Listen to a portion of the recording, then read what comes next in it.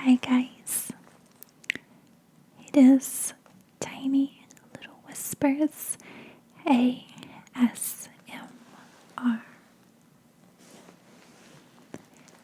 So I know I gave a poll for you guys asking what type of video you would want me to post next.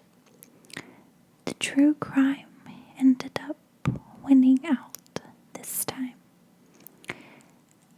Unfortunately, I did not have a ton of time to film today, so it couldn't be a cooking video. I know a couple of people asked for that one. I still do plan on making cooking videos in the future. Those just tend to take a bit more time to film. And realistically, it only works on the weekends for me. But I do plan on still filming more content for you guys coming up, and I will continue to release videos that are not true crime as well. My goal is to release 2 true crime videos each week, and then one other video. But let's go ahead and we'll get in today's case, since I do not have a ton of time to film. We have some family coming to stay with us this weekend. So today's case follows John Burns, and this is an older case. Back in 1947, John Burns moved to South Lyon, Michigan. Once he arrived in Michigan, he did not go into much detail about his past. In 1948, John met a woman in South Lyon named Anna McMurray. Anna was almost 20 years older than John. Despite the large age gap between John and Anna, John still asked Anna for her hand in marriage. Anna agreed to marry John, and they began living their lives together. After being married to Anna for about 20 years, John met another woman closer to his age. Her name was Eleanor Farver. John ended up falling in love with Eleanor, and they began dating, despite the fact that John was still married to Anna. Eleanor was 45 years old, and she had 6 children from a previous marriage. Eleanor lived a bit further away from John, and she had no clue that John was still married to Anna.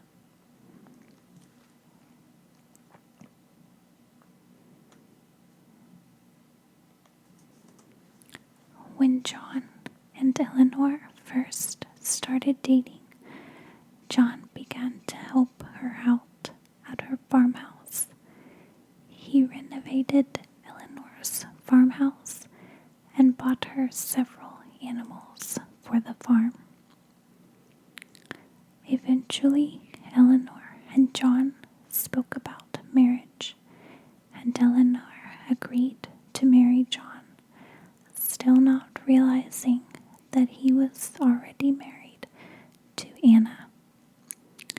Eleanor and John had plans to start a chicken farm together once they were married.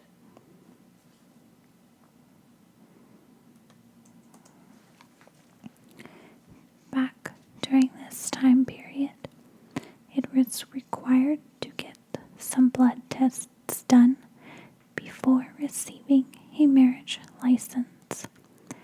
So John and Eleanor set up and had those appointments completed. In April of 1970, John decided to stop by the home that he owned with Anna. In the car, he had Eleanor. When John arrived at his house, Eleanor saw Anna working outside. John quickly told Eleanor that Anna was his aunt and that he had trouble getting along with her. Eleanor easily believed John's lie due to the 20-year age gap between John and Anna.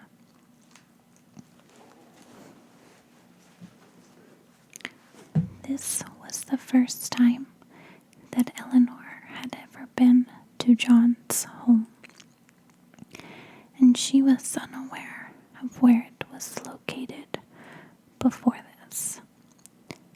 So a couple of weeks after her first visit to John's home, Eleanor decided to show up at John's house and surprise him. When Eleanor arrived at John's home, she saw Anna outside again, and they began speaking. At some point, Eleanor brought up to Anna that she was John's aunt. Anna was taken aback and stated that Eleanor must have misunderstood. She then said that she was John's wife. After finding out that Anna and John were not aunt and nephew, but instead a husband and wife, Eleanor grew extremely upset. Eleanor then left John and Anna's property, saying how she never wanted to see or speak to John ever again. A few nights after Eleanor had stopped by John's house, John went to Eleanor's house this time, asking her to allow him back into her life.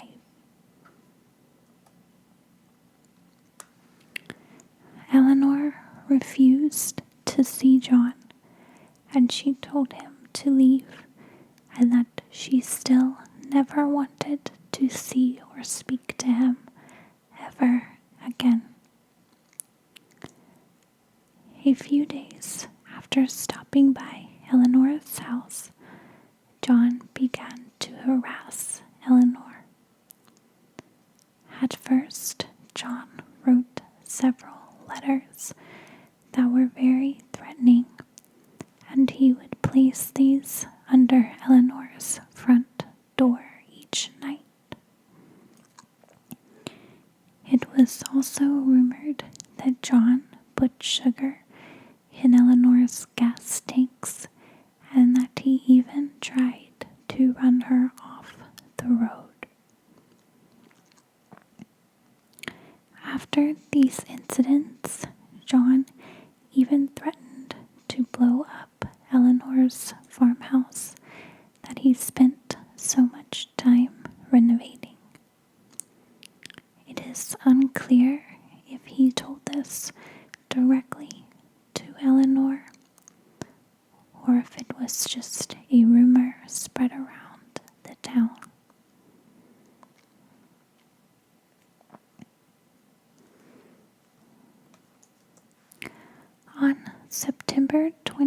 2nd, the year 1970, John showed up to Eleanor's home unannounced.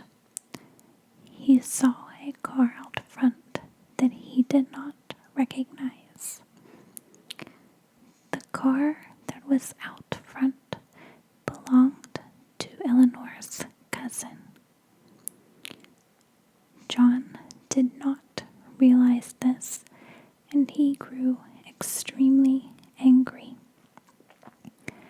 as he thought the car belonged to a new lover of Eleanor's.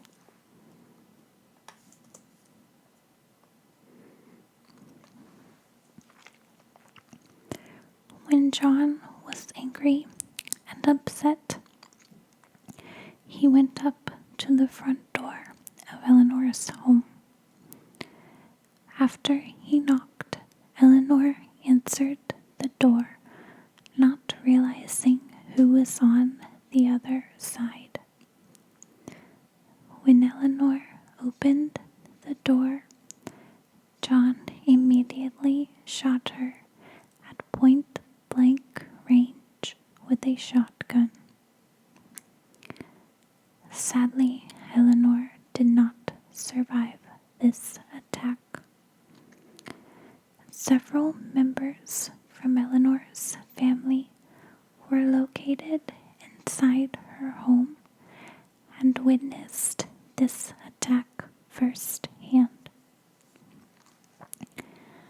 The police were contacted very quickly,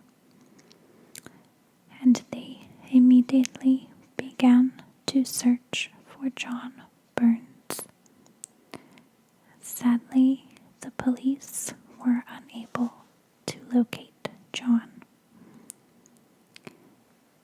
A few weeks after the murder of Eleanor, the police determined that John had hidden out in the barn that he owned with Anna for 10 days after the murder. It is very unclear to me how the police were unable to find John, especially when he was on his own property. It could have been that they did not know where he lived at the time, but that is extremely alarming to me.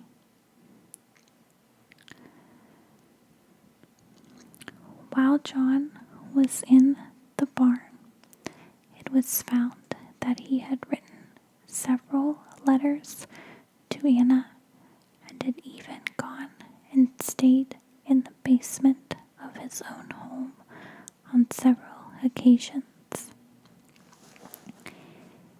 In the barn, police also found a confession written out by John in regards to the murder of Eleanor.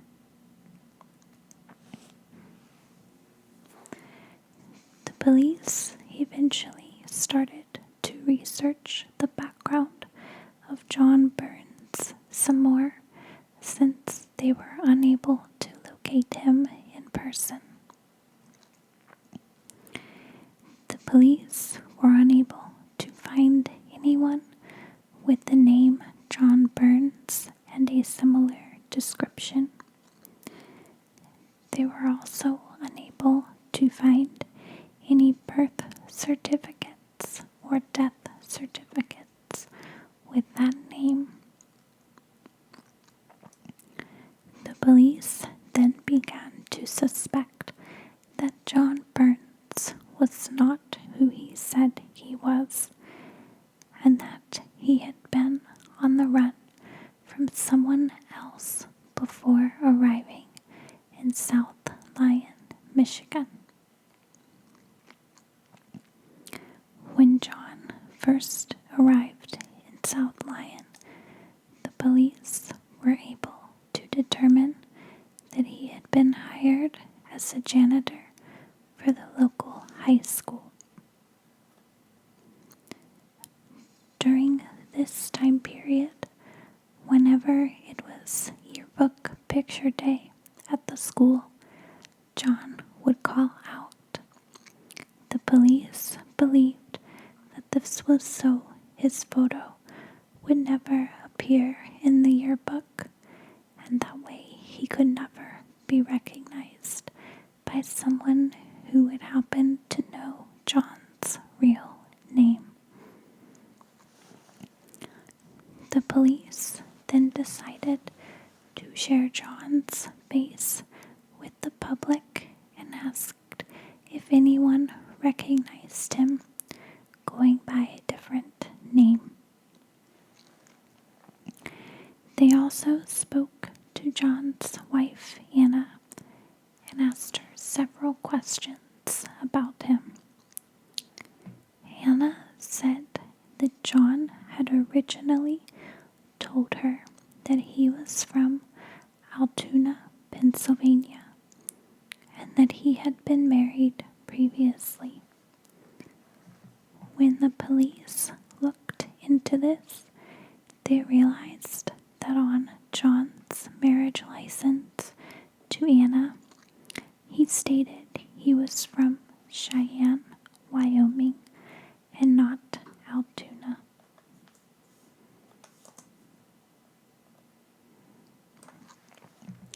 At first, Anna proceeded to help assist the police and answered any questions that they had in regards to John. Shortly thereafter, she ended up moving away from the South Lyon area, and she dropped all contact with the police at this time. She eventually refused to help in the search for John. In 1987, so this is about 17 years after Eleanor was murdered and John had disappeared, the police received a tip that John Burns was back in his hometown of Altoona, Pennsylvania. On May 30th in 1987, John was arrested for the murder of Eleanor in Altoona. John had been living on the outskirts of Altoona and was going by the name of Stephen Vance. The police quickly found that Altoona was where John was from originally, and he had told Anna the truth.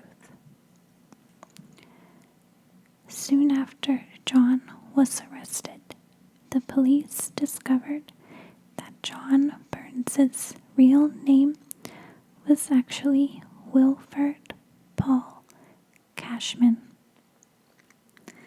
Upon even further investigation, Wilford, or John as we have known him, had been serving time at a prison Pennsylvania's state penitentiary. He was there for the assault of a young girl. John, or Wilford, had escaped from prison and then eventually made his way to South Lyon, where he had met and married Anna. After the murder of Eleanor, John moved back to Altoona. He moved in with his father and maintained contact with several of his family members, including some of his children and his ex-wife. Eventually, John's father passed away, and after this, John moved to the outskirts of Altoona, taking refuge in an old cabin and going by the name Stephen Vance.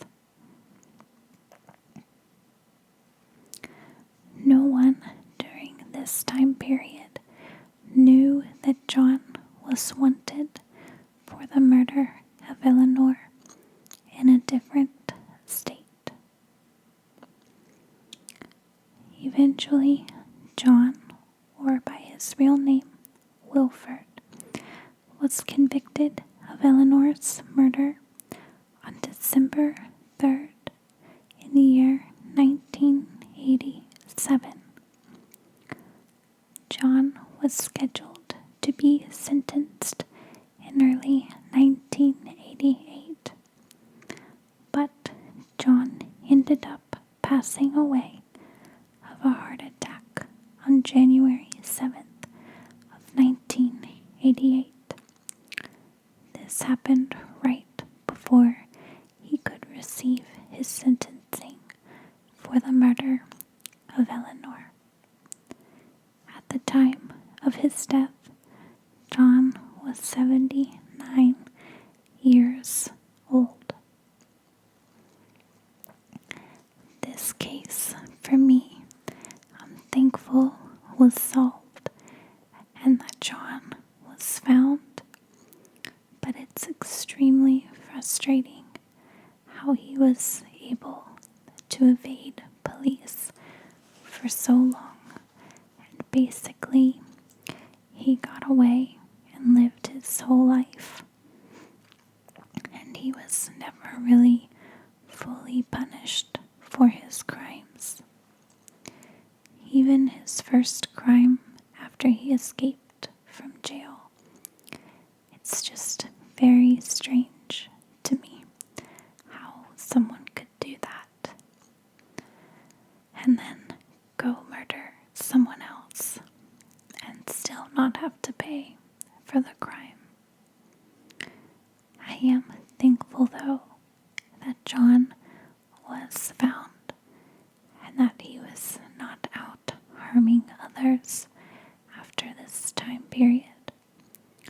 And I'm sure it brings closure to Eleanor's family knowing that he was eventually found. So that is all for our case this evening. I know it is a bit of a shorter case, but I hope you guys enjoyed. I look forward to seeing you all in the next